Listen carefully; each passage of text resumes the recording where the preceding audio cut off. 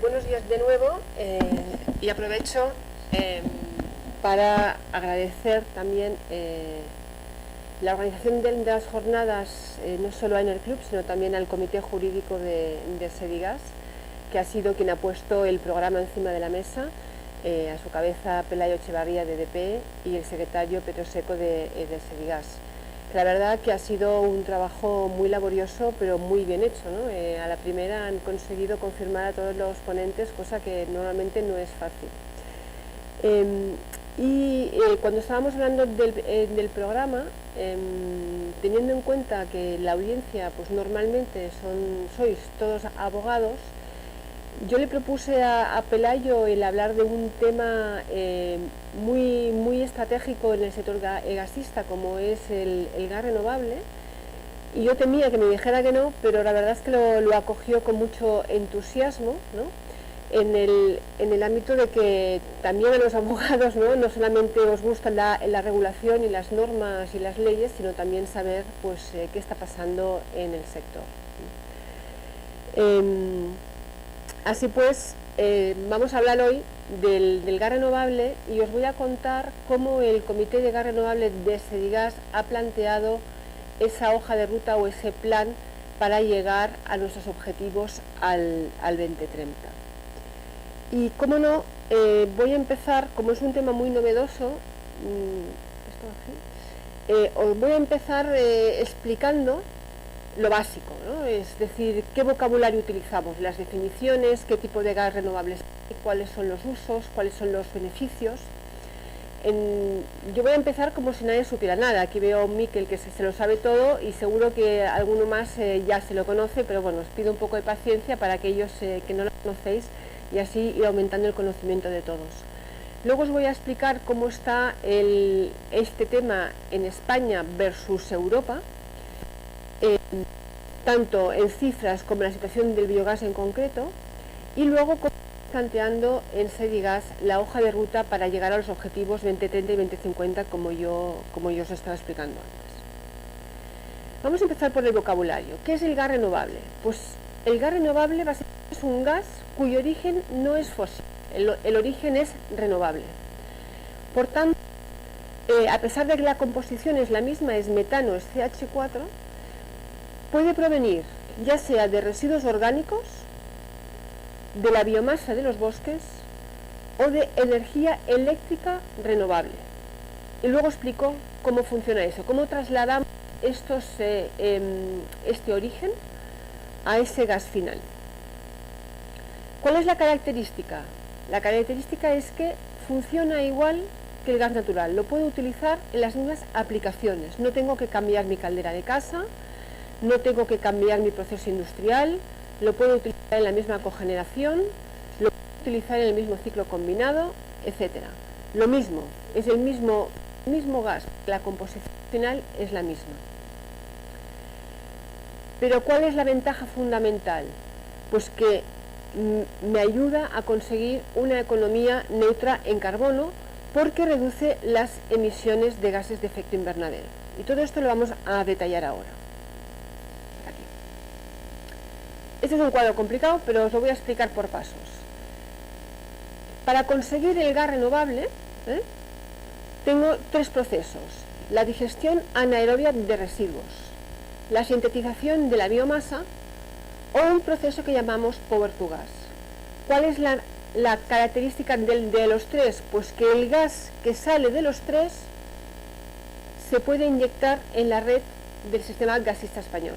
¿De acuerdo? Por tanto, tengo tres orígenes distintos, tengo tres procesos distintos que me van a llevar a esa materia prima a ser inyectada y mezclada con el gas natural de siempre, el que proviene de Argelia, de cualquier lado de los orígenes que tenemos hoy. ¿De acuerdo? Por tanto, tendremos un gas mezclado en origen que circula por la misma red de gas natural. Por tanto, en mi casa, en mi caldera, voy a quemar una mezcla de gas natural, origen fósil, y gas renovable, origen renovable. ¿De acuerdo? Si empezamos por la digestión anaerobia de residuos, hemos dicho, tengo como materia prima los residuos, sean los urbanos, los que yo desecho en mi casa, que gasifico, espero que todos lo hagáis, ¿no? Y meto en el contenedor marrón los de depuradora, los agrarios, ganaderos, agrícolas, industriales, e incluso se están haciendo pruebas con los pesqueros en Japón. A partir de aquí, esto pasa a un proceso de digestión anaerobia, que es cuestión de meterle unos bichitos orgánicos que descomponen esos residuos y generan un gas que se llama biogás. Ayer me preguntaban, un político me decía, pero esto olerá mal a los vecinos, ¿no? Cuando tenga eso olerá mal. No, no huele mal, porque lo que huele mal es el biogás que llevo. O sea, no quiero que se escape, por tanto si no se escapan no lo huelo, ¿no? Lo hago dentro de un contenedor o lo que sea, pero yo lo capto, ¿de acuerdo? Este biogás no lo puedo meter directamente en la tubería porque no tiene el nivel de pureza para ser compatible con el gas natural fósil, con lo cual lo que hago es limpiarlo.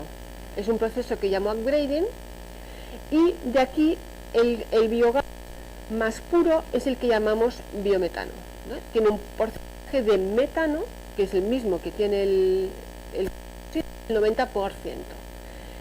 Pero esto es la parte gas, pero obviamente del residuo me queda una parte sólida. La parte sólida es el compostaje. El compostaje también va a sufrir un proceso de transformación, de enriquecimiento para poderse utilizar como abono en las explotaciones agrarias.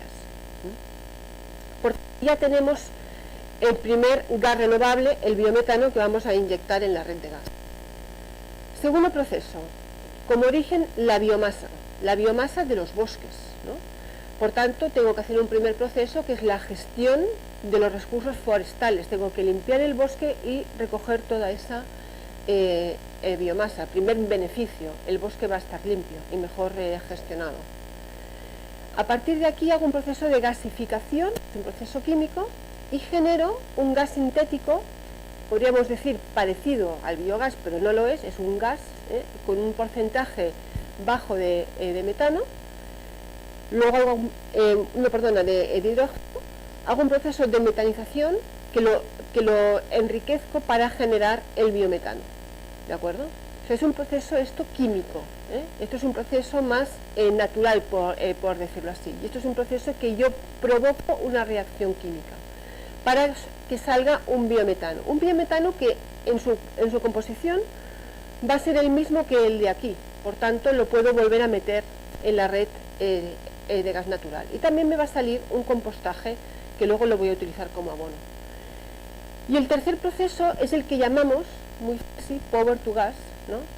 Porque el origen, la materia prima, es la electricidad renovable sobrante. Es decir, todos sabemos que cuando hay mucho viento, los molinos de viento generan mucha electricidad, pero si esto ocurre de noche, esa electricidad no se puede utilizar, se desecha, ¿no?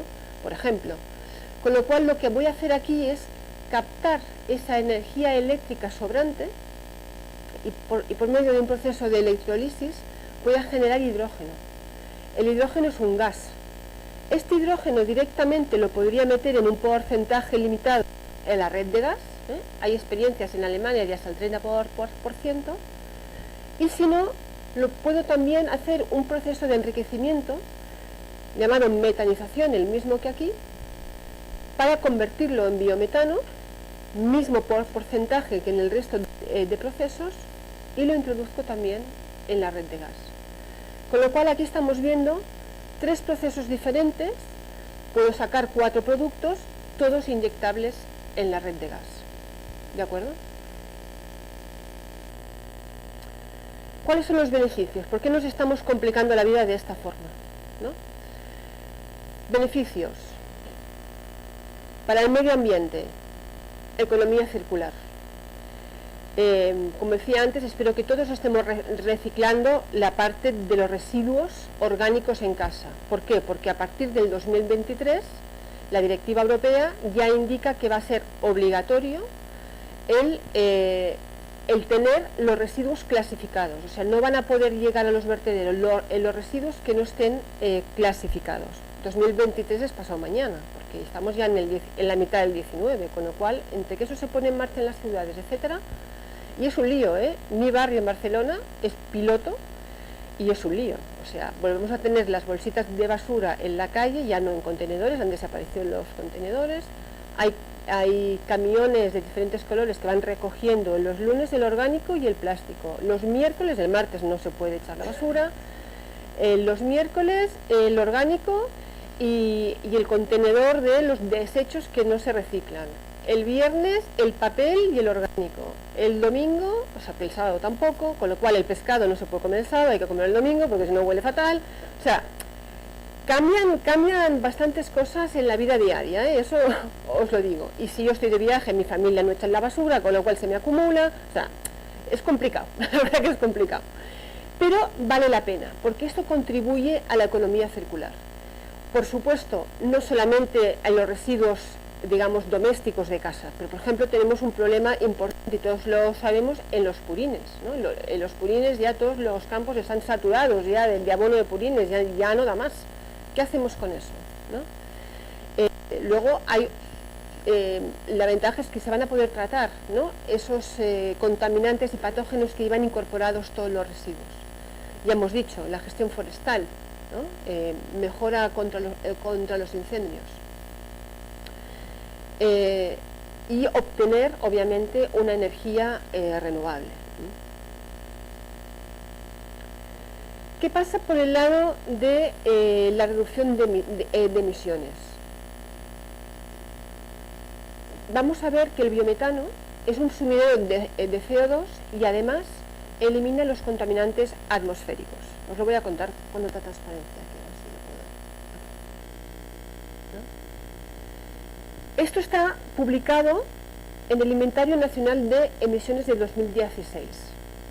Fijaros, el metano que se emite en España por los residuos, la ganadería, la agricultura, equivale a casi 35 millones de toneladas de CO2 equivalente.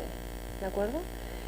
El metano tiene un poder equivalente a 28 veces el que tiene el CO2 en términos de calentamiento global. Por tanto, el metano es, digamos, mucho más dañino que el CO2 en sí mismo.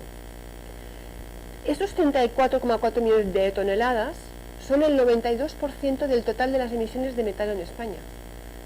Primera sorpresa, el sector gasista no emite tanto metano, ¿no? Se nos tacha de que emitimos metano y no es tan cierto, relativamente hablando.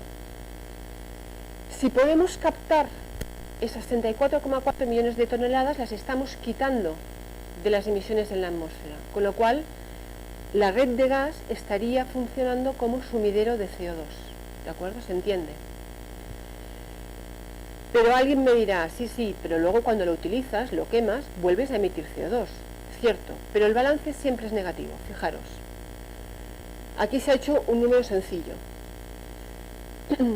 Cuando capturo un BCM de metano, equivalente a 20 millones de toneladas de CO2, y lo meto en la red de gas, luego lo quito de la red, lo inyecto en una casa o en una industria para consumirlo. Esa consumición equivalente emite 2 millones de toneladas. Por lo tanto, estoy restando de la atmósfera 18 millones de toneladas.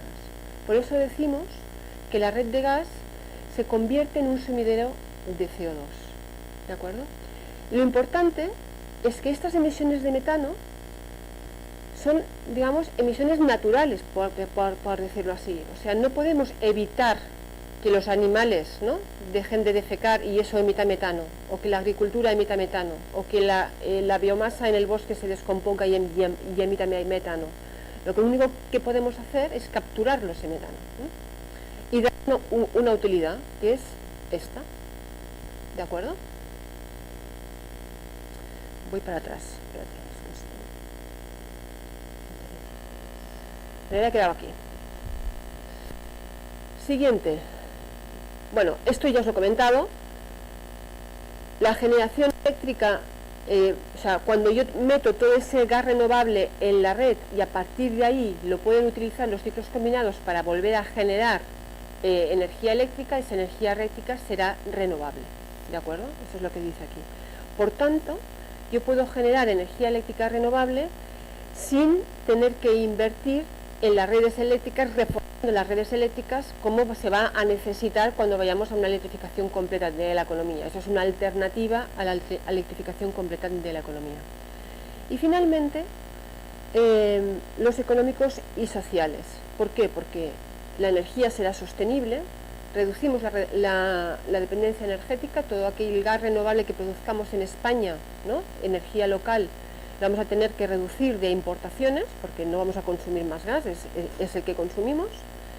La generación es distribuida, como comprenderéis, las plantas de residuos, los vertedores, están distribuidos en toda España, y la planta que genere ese gas renovable va a tener que estar cerca de ese residuo, para evitar los costes logísticos de transporte, y también cerca de la red de gas, por la misma cosa, digamos, ¿no? Y obviamente se genera riqueza y empleo local, porque esas plantas van a tener que tener trabajadores, es un trabajo de calidad. Cada planta puede tener entre 4 y 15 personas, dependiendo del tamaño, ¿no? Y en total se está pensando en unos 150.000 puestos de trabajo. Luego sale el número. Cifras de España. En España el biogás tuvo un lanzamiento importante cuando se impulsó la energía eléctrica con diferentes tipos de incentivos, ¿no? Cuando se impulsó el tema de las renovables con el feed-in tariff o el feed-in premium, ¿no?, del sector eléctrico. De ahí surgieron 162 plantas. Esto básicamente lo que dice son los distintos tipos de orígenes de los residuos, que equivalen a esta potencia instalada. Pero se quedó ahí, ¿no? Se eliminó el feed-in tariff, se quedó ahí, y estas plantas de biogás nunca pasaron a ser plantas de biometano. Recordemos que el biometano es el biogás más puro, y por tanto nunca inyectaron en red. Hoy, de hecho, la única planta que existe que inyecta en red en España, la famosa Valdemín Gómez, porque sale en todos los foros, porque es la única que tenemos, ¿no?, con esta producción, y que evita 467 kilotoneladas de CO2 al año, ¿no? Este número, que a veces es complicado de entender o de imaginarse, es mucho más fácil imaginarse que ese es el consumo de 190 autobuses al año, o de 10.000 viviendas, ¿no? O sea, 10.000 viviendas hoy en Madrid podrían estar consumiendo, en lugar de gas natural fósil, gas natural renovable, ¿no?, o biometano. ¿Dónde podríamos llegar? El IDAE, creo que fue octubre del año pasado, no sé, octubre o noviembre, creo que fue octubre, bueno, no importa, estudió y publicó el potencial de biometano que tenía España, o que tiene España, con los residuos urbanos de lodos de depuradora que se generan. Esta gráfica cuesta de entender, pero básicamente esta es la demanda total de gas en España, ¿no? Y el equivalente de lo que dice el IDAE es, hoy, si todos estos residuos fueran tratados en plantas que equivaldrían a unas 400 plantas de biometano, podríamos sustituir el consumo de gas natural del 64% del doméstico comercial por gas renovable. ¿Sí? Hoy, esto es hoy, aquí le falta el hoy, ¿vale? Cuando se desarrollen, porque las tecnologías, esto no lo he dicho, la tecnología de biometano hoy es una realidad, puede funcionar y está funcionando, pero la tecnología de la sintetización de la biomasa y del power to gas para generar hidrógeno está más inmadura, está en proceso de desarrollo. Hay pilotos, etcétera, pero está en proceso de desarrollo. Cuando esto sea una realidad para llegar al mercado, de forma más masiva, podríamos llegar a cubrir el 57% de la demanda total, ¿de acuerdo?, del equivalente al 2018, o lo que es lo mismo, al 100% de la demanda industrial. Y ojalá, ¿no?, cuando se desarrolle también más y llegue al mercado la tecnología de la captura del CO2, podremos llegar a sustituir el 100% de la demanda de gas en el 2050.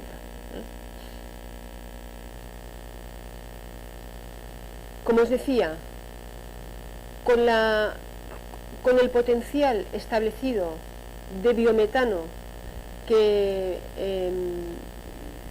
indica el IDAE, deberíamos crear casi entre 500 y 800 plantas de biometano, de digestión anaerobia.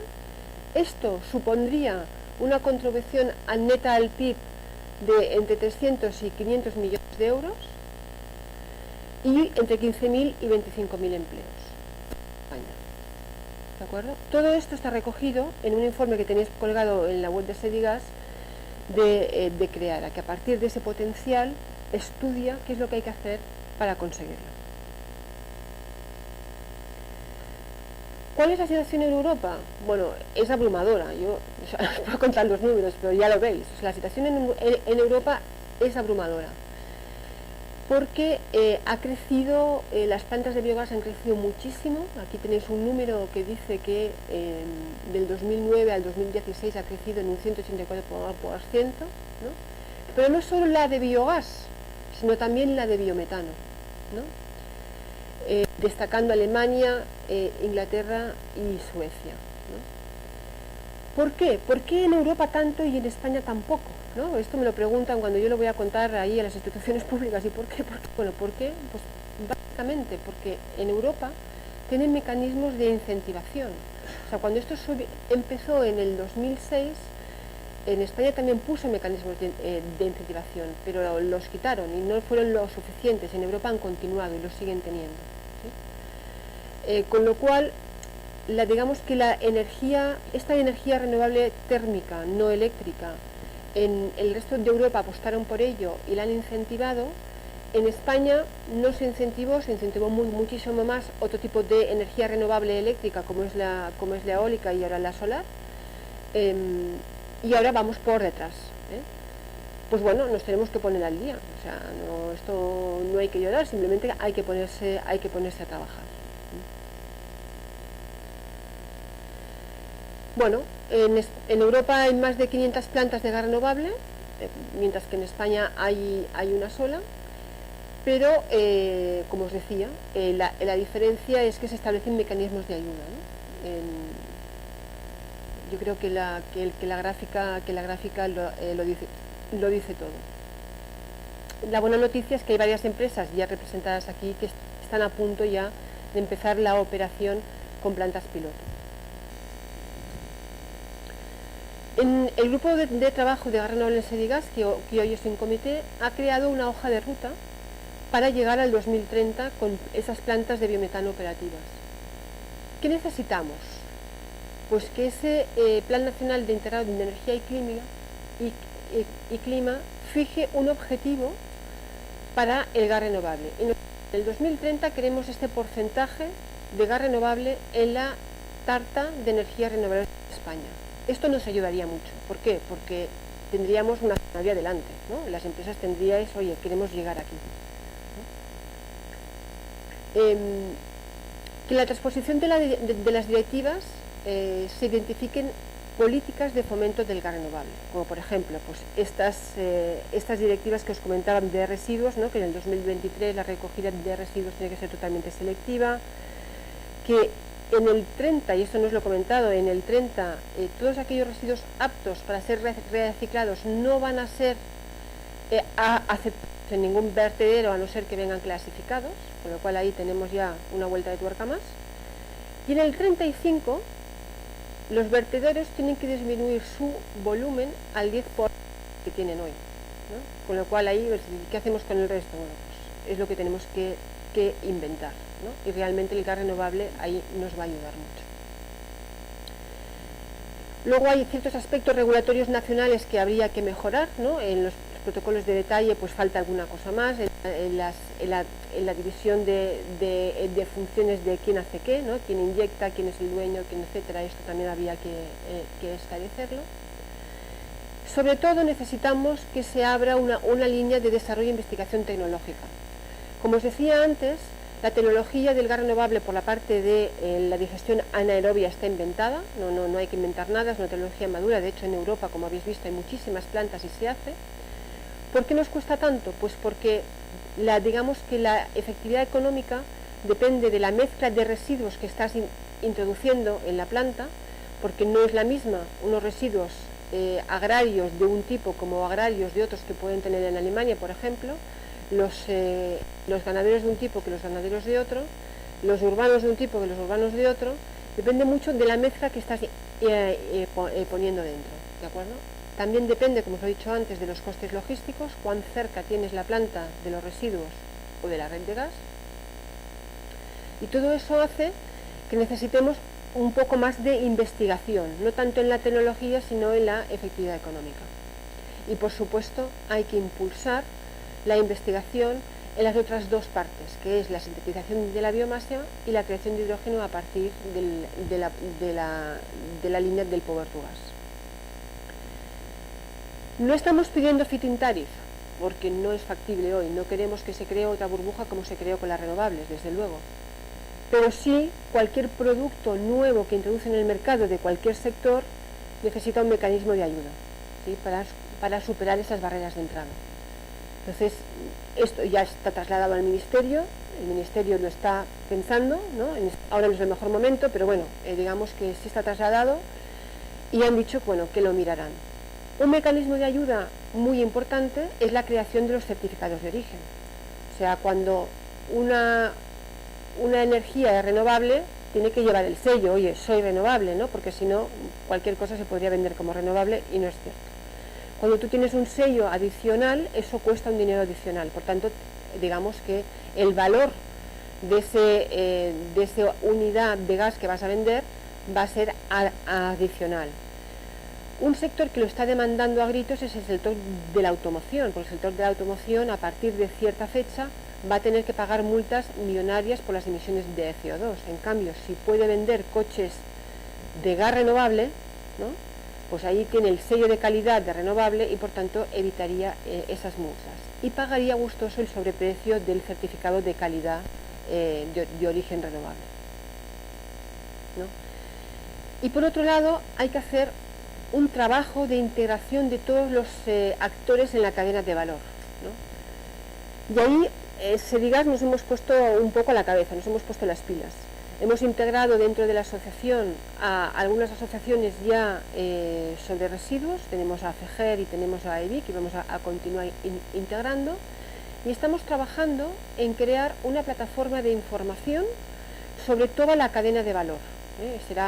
Esto lo estamos trabajando a sugerencia del Ministerio. Como sabéis, la Subdirección de Hidrocarburos creó un grupo de trabajo de biometano inyectado en red, del cual Sedigas forma parte, y nos encargó el realizar esta plataforma de información para también ayudar a estructurar el mercado en ese sentido, ¿sí?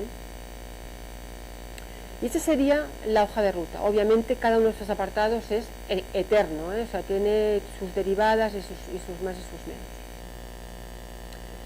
Para llegar al 2050, lo único que os digo es ya veremos, porque la verdad que lo que hay que hacer es desarrollar muchísimo más las otras dos tecnologías y está todavía empezando, ¿no?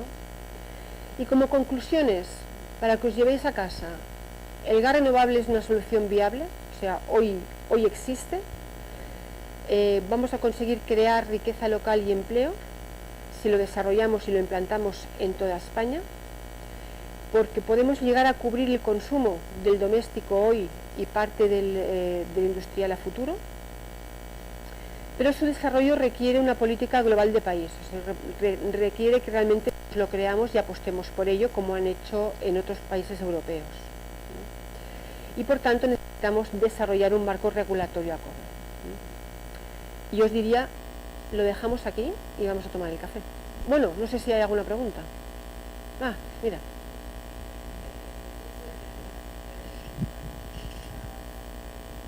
No te oigo, perdona, Ah, sí, perdón. ¿Quién puede estar menos a favor o más en contra de la utilización del biogás? Si, no sé, países que pues tengan gas o lobbies de empresas, o no sé, por saber quién puede oponerse con esto tan... Ya. Yo diría que nadie se puede oponer a la utilización y desarrollo de una energía renovable, ¿no? O sea, hoy es impensable eso, entiendo yo, ¿no? no hablaría tanto a favor o en contra, sino qué escollos podemos encontrar en el camino. Para mí el mayor escollo es esa ayuda que necesitamos para el desarrollo, porque tenemos un pasado que nos habla de un feed-in tariff que crea una burbuja de renovables que nos está impidiendo que digamos que el Ministerio cree esa ayuda que se necesita, ¿no? Entonces, vamos a conseguirlo, no un feed-in tariff, desde luego que no, porque nadie lo quiere, pero de otra forma el Ministerio está dispuesto a ayudar a esta energía nueva, ¿no? Y además, yo lo que estoy viendo desde la asociación es que las empresas estáis todas muy comprometidas con esta nueva energía, ¿no? Y se están haciendo inversiones a pesar de que con ello no se gane dinero hoy, ¿no? Pero va a ser un negocio de futuro. Sí. Gracias. Gracias. Joaquín, sí. Entonces, nos ponías ahí de manifiesto el éxito en Europa frente a la poca actividad en España. ¿Qué ayudas, sabéis qué ayudas se estuvieron utilizando en otros países, por ejemplo en Alemania, para que... Sí, feed-in tariff. Ah, sí. O sea, tenían lo mismo que tenían las renovables aquí.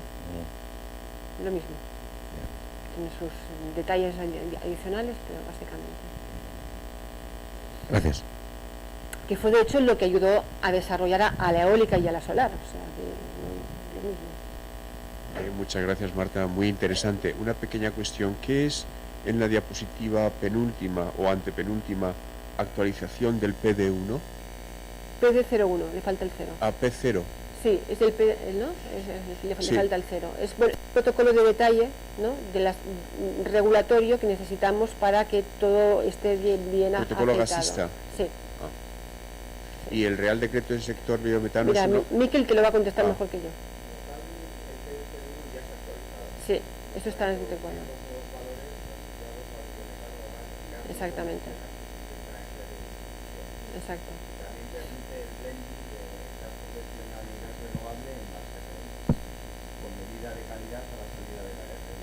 Hay otra actualización que tiene por objeto que se aprobó y se elevó desde tipo de normas al Ministerio, que tiene por objeto acercarnos más a la normativa también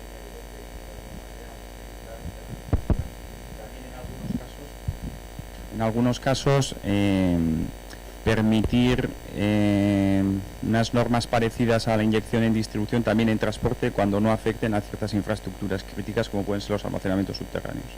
Pero bueno, ya ha habido una primera actualización que se aprobó, yo creo que sobre abril, bueno, sí, el año pasado, y ahora se ha previsto otra, pero bueno, un poquito para unificarnos con Europa y de alguna manera flexibilizar más las inyecciones en transporte.